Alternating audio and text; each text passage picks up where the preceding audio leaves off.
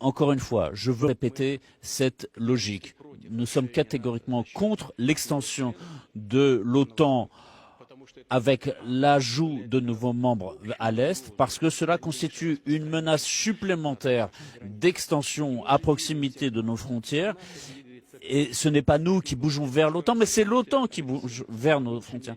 Donc, encore une fois, quand on accuse la Russie de s'étendre, c'est illogique.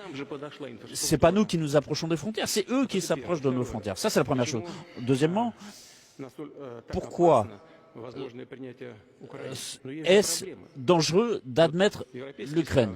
Regardez, les pays européens, y compris la France, considèrent que la Crimée, par exemple, fait partie de l'Ukraine.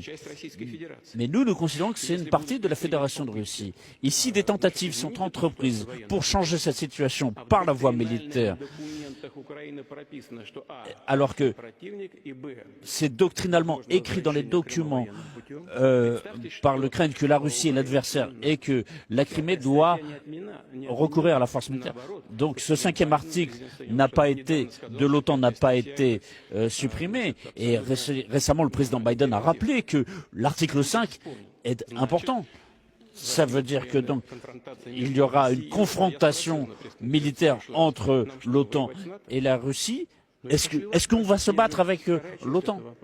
Mais c'est la deuxième partie de la question. Et vous voulez vous battre avec la Russie? Demandez à vos lecteurs, aux gens en Russie, demandez si les gens veulent se battre avec la Russie. Mais posez-leur la question. Est-ce que c'est ça que vous voulez?